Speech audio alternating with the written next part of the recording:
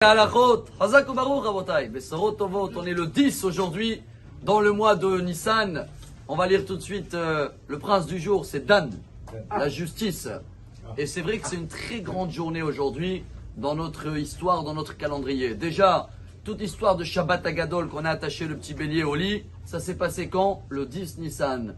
Il y en a dans certains livres, c'est amené Pnei Yonatan, que c'est aujourd'hui la Iloula de Myriam Hanevia, la sœur de Moshe.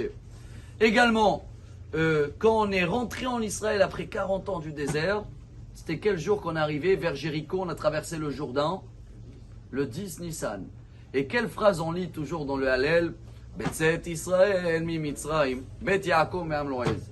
Haïta Yehuda lekodsho Israël meshelotav. Hayam ra'av hayanos, Hayarden isov le'achor. Le Jourdain, il a reculé pour nous laisser passer. Donc c'est un des miracles qui a été fait aujourd'hui.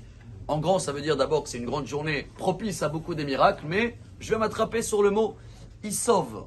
Il s'est reculé. Le Midrash, il demande, elle est où la source dans la Torah que chacun, même s'il n'a pas des moyens, rien du tout, il est obligé de manger la matzah accoudée. Comment on appelle accoudée en hébreu? Haseba. C'est la même racine de mot « il sauve ». Et le Midrash répond, de la paracha dans la Torah, Beshalach, c'est marqué Vayasev Elokim et Ta'am. Dieu, il a fait un détour. Donc la même racine de mot, un détour, au reculé, c'est le même racine de mot accoudé. Et quel est le lien entre tout cela? Et voilà peut-être le très beau message au nom de Ibn Ezra. Ça remonte à presque 800 ans en arrière, dans l'époque du Maïmonide, Rabbi Avraham Ibn Ezra, qui était très pauvre, était même très... il n'avait pas de chance, il disait sur lui-même que si... il va vendre les vêtements pour les personnes qui sont mortes, il n'y a personne qui va mourir, tellement il n'avait pas de... Et lui, il a dit quelque chose de très beau, chers amis. C'est quoi ce but qu'on arrive à Pessah, là, dans 4 jours, d'être libre? C'est quoi d'être libre? Et voilà, il dit que d'être libre, chacun, que quand il s'habille ou quand il fait quelque chose, il pense à ce qu'ils vont dire les gens quand ils vont me voir, il est esclave. Le seul qui est vrai libre, c'est quelqu'un justement, l'entourage, ce qui fait plaisir à Dieu, c'est lui qui nous a créé, nous a donné le guide, je fais. Pour cela, il fallait nous détourner.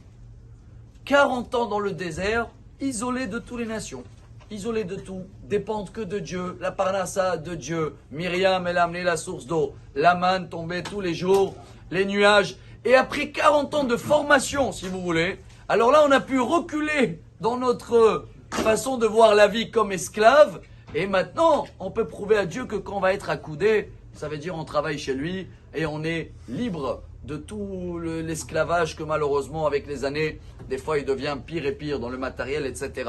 Alors voilà ce qu'on va faire aujourd'hui. On va demander à Dieu des grands miracles pour nous, qui nous aident à être libres, libérés de tout ça. Et c'est quoi libre? Ça veut dire d'avoir une bonne santé, Dieu, pour qu'on va pouvoir être là. Ça veut dire d'avoir la parnassa pour pouvoir aider autour de nous et de manquer de rien. Et là, on va pouvoir faire le meilleur avocat pour nous-mêmes. Demander à Dieu tout ce qu'on a besoin pour être libre.